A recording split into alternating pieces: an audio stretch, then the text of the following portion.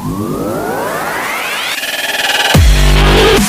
Friends, welcome eight और YouTube channel. आज इस वीडियो में मैं आपको पढ़ाने जा रहा हूँ 11th क्लास की पॉलिटिकल साइंस का चैप्टर नंबर 4 बच्चों, जिसका नाम है सामाजिक न्याय और इसको इंग्लिश में कहते हैं हम सोशल जस्टिस।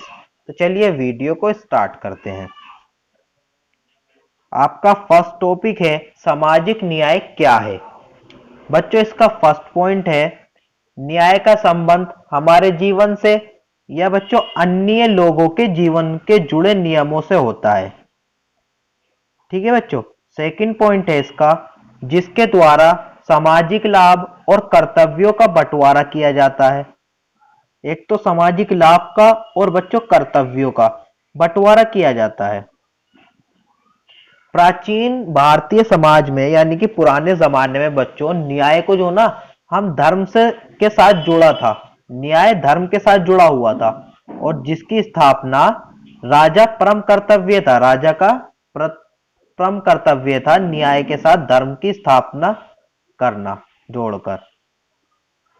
4 पॉइंट है बच्चों इसका चीनी दार्शनिक कन्फ्यूशस।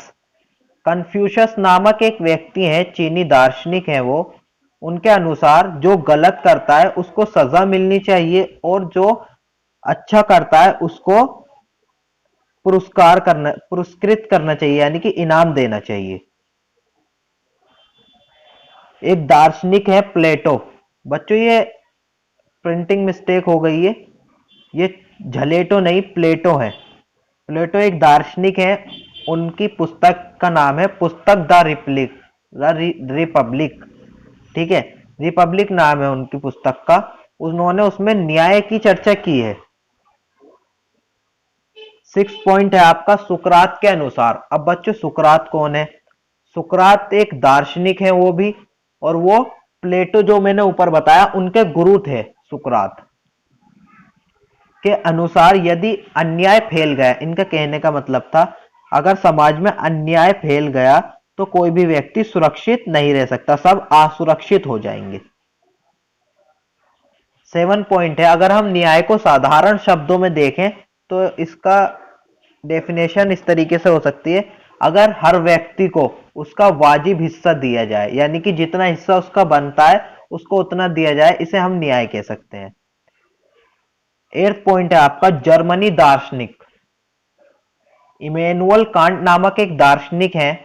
इनका नाम है इमैनुअल और इनको पूरा नाम है इमैनुअल कांट। इनके अनुसार हर व्यक्ति की प्रतिभा और विकास के लिए अवसरों की प्राप्ति होनी चाहिए उसे, जब भी वो प्रतिभा या विकास कर सकता है अपने जीवन में। नेक्स्ट टॉपिक है आपका सामाजिक न्याय की स्थापना के 3 सिद्धांत। बच्चों इसमें हम जानेंगे कि सामाजिक न्याय की जब स्थापना होती है उसके 3 सिद्धांत कौन कौन से हैं, मेन 3 सिद्धांत कौन कौन से हैं। तो चलिए आइए जानते हैं। फर्स्ट है इसका समान लोगों के प्रति समान बर्ताव, यानी कि हर व्यक्ति के साथ समान बर्ताव करना चाहिए हमें। जैसे कोई अमीर है और कोई गरीब है, अमीर के साथ हम अच्छा व्यवहार करते हैं और गरीब के साथ बुरा व्यवहार, तो ऐसा हमें बिल्कुल नहीं करना चाहिए। सबके साथ समान व्यवहार करना चाहिए। सेकंड पॉइंट है आपका नागरिकों को उनके वर्ग, जाति, नस्ल या लिंग के आधार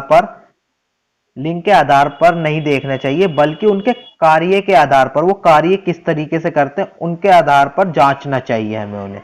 और अगर अलग अलग जाति के 2 व्यक्ति एक ही काम करते हैं तो उन्हें समान तनख्वाह मिलनी चाहिए, यानी कि पारिश्रमिक मिलना चाहिए, यानी कि जितना काम जो करता है उनको उतना ही पैसा मिलना चाहिए। तो चलिए आइए इसका सेकंड है सिद्धांत समानुपातिक न्याय। बच्चों ये देखिए समानुपातिक न्याय। कुछ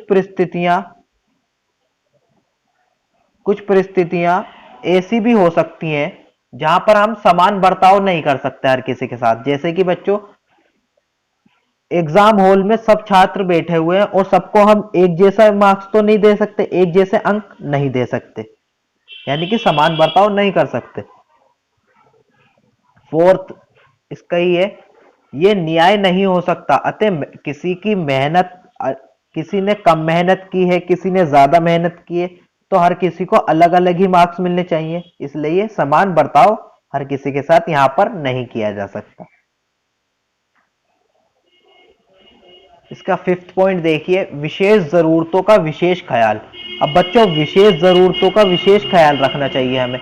किसी भी चीज के लिए प्राथमिक अगर कोई निर्धारण है, हमारा कर्तव्य बनता है ये कि किसी भी चीज को हम डिसाइड करें तो हर व्यक्ति के लिए, हर व्यक्ति का हमें ख्याल होना चाहिए, विशेष ख्याल होना चाहिए। जो लोग कुछ संदर्भों में समान नहीं है, यानी कि कहने का मतलब है बच्चों, जो लोग हर व्यक्ति हर चीज के लिए समान नहीं होता, उनको अलग ढंग से हमें बर्ताव करना चाहिए और अच्छी तरीके से उनको समझाना चाहिए, उनका ख्याल रखना चाहिए।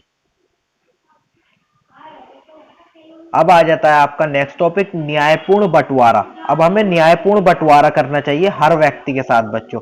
सामाजिक न्याय का अर्थ एक ये भी होता है बच्चों की वस्तु का और सेवाओं का न्यायपूर्ण वितरण करना, यानी कि इंसाफ के साथ बांटना चीजों को।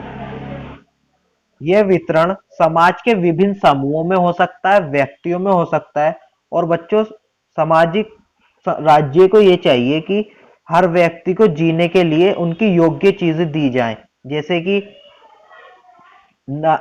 कि भारत में छुआछूत तथा प्रथा उन्मूलन आरक्षण की व्यवस्था की गई, तथा राज्य सरकारों द्वारा उठाए गए भूमि सुधार जैसे कदम, यानी कि धरातलों को सुधारना है, उनके आवास को अच्छा करना है लोगों के लिए।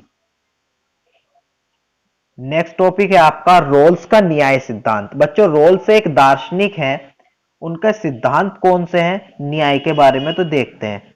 अज्ञात के आवरण द्वारा, बच्चों अज्ञात यानी कि ज्ञान ना होना द्वारा रोल्स ने न्याय के सिद्धांत प्रतिपादन किए। बहुत सोच समझ के उन्होंने ये सिद्धांत दिए।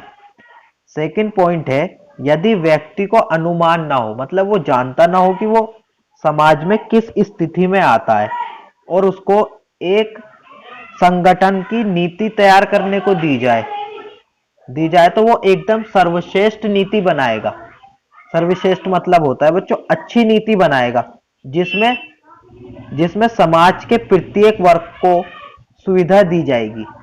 कहने का मतलब ये है, अगर किसी को पता हो कि मेरा क्या लेवल है समाज में, तो वो तो अपने अपने लेवल के बंदों को रखेगा उसमें। अगर किसी को पता ही ना हो तो वो सारी वर्ग के लोगों को रखेगा और सबको सुविधा दी जाएगी। कहने का मतलब यहां पर यह है। रोल्स का न्याय सिद्धांत, ये भी इसमें ही आता है बच्चों, इंक्लूड है।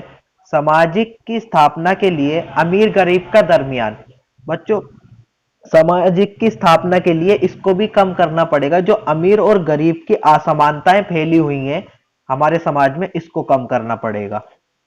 और बच्चों, जो लोगों की जीवन के लिए न्यूनतम बुनियादी चीजें हैं उनको प्रोवाइड करवाना चाहिए सरकार को। वो कौन कौन सी चीजें हैं बच्चों? एक तो आवास, रहने की जगह अच्छी होनी चाहिए, उनकी शुद्ध पेयजल होना चाहिए, पीने के लिए अच्छा पानी होना चाहिए, न्यूनतम मजदूरी, मतलब जितनी उन्होंने मजदूरी की उतने उनकी तनख्वाह मिल जानी चाहिए, और उनके बच्चों के लिए शिक्षा अच्छी होनी चाहिए। भोजन भोजन की भोजन भी और खाना भी मुहैया कराना चाहिए इन्हें, है ना। ये बहुत ज्यादा जरूरी है। आपका नेक्स्ट टॉपिक आता है अब मुक्त बाजार बनाम राज्य का हस्तक्षेप। बच्चों मुक्त बाजार होता क्या है, सबसे पहले आप ये जान लीजिए। मुक्त बाजार ये होता है बिना सरकार के अपना खुले बाजार में जाकर अपनी चीजों को बेचना। अब मुक्त बाजार में बहुत ज्यादा प्रतियोगिता होती है, कंपटीशन होते हैं, और जो उसके लिए योग्य होते हैं, सक्षम व्यक्ति जो होते हैं, उनको सीधा फायदा पहुंच जाता है। अब बात सेकंड पॉइंट देखिए आप, बात यहां पर उठती है कि जो लोग अक्षम है, यानी कि वो सक्षम नहीं है इन चीजों के लिए और सुविधा विहीन है, सरकार को इनकी जिम्मेदारी उठानी चाहिए, और कोई मुक्त बाजार के अनुसार प्रतिस्पर्धा नहीं कर सकते। आप मुक्त बाजार को इसके ऊपर नहीं डाल सकते, इसकी जिम्मेदारी सरकार की होनी चाहिए। कहने का मतलब यह है। अब बच्चों, आपका लास्ट टॉपिक है भारत में सामाजिक न्याय की स्थापना के लिए उठाए गए कदम। अब इसमें सामाजिक न्याय की स्थापना के लिए कौन कौन से कदम उठाए गए हम इसमें पढ़ने वाले हैं। फर्स्ट पॉइंट है बच्चों इसका, निःशुल्क व अनिवार्य प्राथमिक शिक्षा, यानी कि बिना किसी कर के प्राथमिक शिक्षा दी जाए।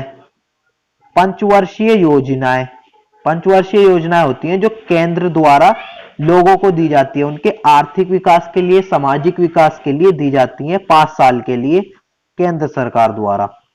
पंचवर्षीय योजना। अंत्योदय योजनाएं, अंत्योदय योजनाएं होती हैं बच्चों जैसे कि ग्रामीण क्षेत्र में और शहरी क्षेत्र में नीचे वर्ग के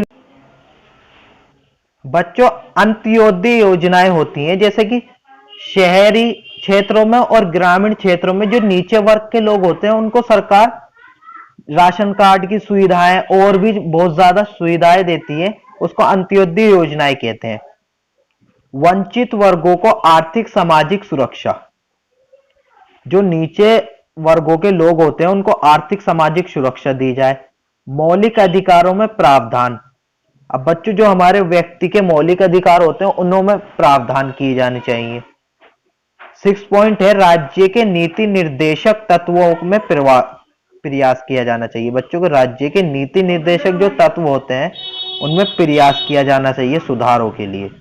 तो चलिए आज के लिए